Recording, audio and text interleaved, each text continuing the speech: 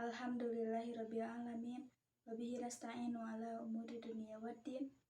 Wassalatu wassalamu ala sayyidina Muhammad wa ala alihi wa sahbihi ajma'in. Amma ba'du.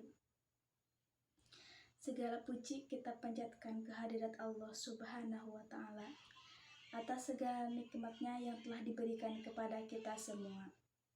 Shalawat serta salam tak lupa kita panjatkan kepada Nabi besar Muhammad Sallallahu Alaihi Wasallam. Pada kesempatan ini, saya akan menjelaskan tentang akhlak kepada Allah Subhanahu Wa Taala dan Rasulullah Sallallahu Alaihi Wasallam. Akhlak terhadap Rasulullah. Akhlak terhadap Rasulullah. Yang dimaksud dengan akhlak kepada Rasul adalah sikap dan perilaku terhadap Nabi Muhammad sebagai Rasulullah yang membawa ajaran Islam di muka bumi ini. Adapun sikap dan perilaku tersebut adalah antara lain.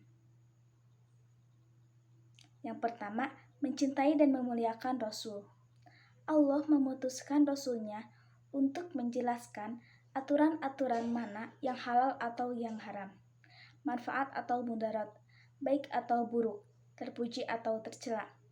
Yang semua itu supaya manusia berbuat baik dan menjauhi perbuatan yang tercela, sehingga selamat dunia sampai ke akhirat. Dengan keberadaan Rasul sebagai pemberi petunjuk itu, maka semua persoalan menjadi jelas. Oleh karena itu, tidak ada alasan untuk membenci Rasulullah. Sebaliknya, kita wajib mencintainya, yaitu dengan cara mentaati kepada seluruh sunnahnya, baik perkataan, perbuatan, takrir, dan sifatnya. Yang kedua, mengikuti dan mentaati Rasul.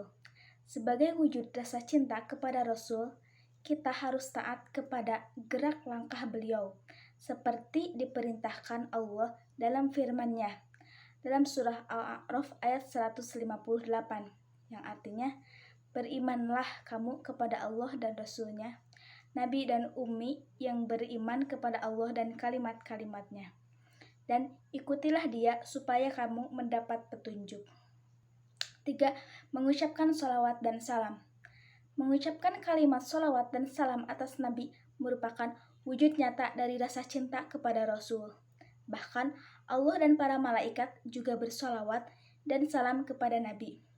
Sebagaimana firman-Nya dalam surah Al-Ahzab ayat 56, yang artinya, sesungguhnya Allah dan para malaikat bersholawat atas Nabi. Wahai orang-orang yang beriman, bersholawatlah kamu untuk Nabi dan ucapkanlah salam dengan penuh penghormatan kepadanya. Sedangkan akhlak kepada Allah Subhanahu wa ta'ala yaitu sebagai berikut. Yang pertama, mensucikan Allah dan memujinya. Quran surat Al-Isra ayat 44. Yang kedua, bertawakal, berserah diri kepada Allah. Yang ketiga, berbaik sangka kepada Allah, bahwa yang datang dari Allah kepada makhluknya hanya kebaikan. Quran surat An-Nisa ayat 79. 4. Beribadah hanya kepada Allah. Quran surat Al-An'am ayat 162. 5. Berdoa khusus kepada Allah. Berdoa artinya meminta sesuatu kepada Sang Pencipta, agar apa yang diupayakan atau sesuatu yang diinginkan tercapai. 6. Zikrullah, yaitu ingat kepada Allah. Dalam Islam, manusia diperintahkan untuk selalu ingat kepada Allah, baik waktu lapang maupun waktu sempit. Yang ketujuh, bersyukur kepada Allah, yaitu menyadari bahwa segala nikmat yang ada merupakan karunia Allah dan anugerah dari Allah semata.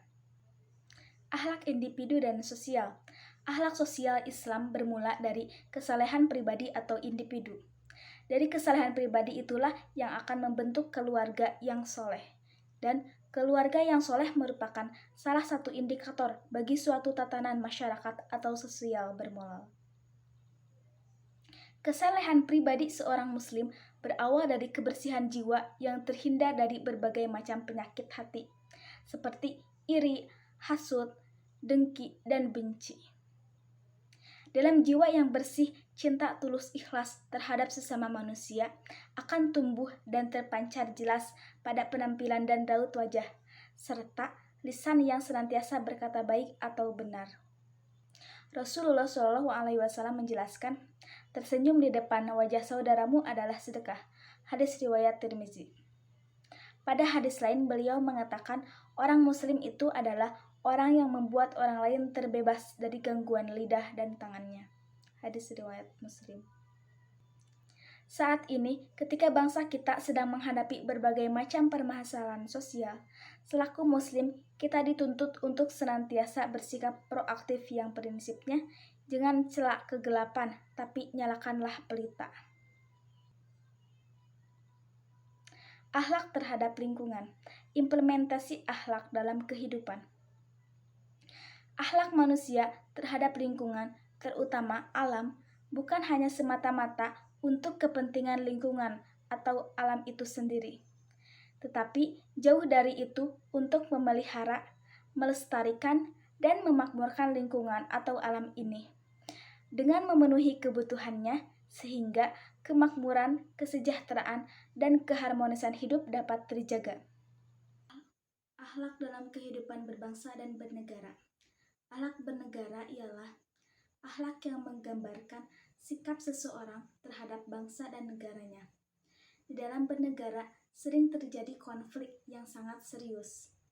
Salah satu penyebabnya adalah kurangnya akhlak yang baik dalam negaranya. Sekian, terima kasih. Mohon maaf apabila ada kesalahan. Wabillahi taufiq wal hidayah. Wassalamualaikum warahmatullahi wabarakatuh.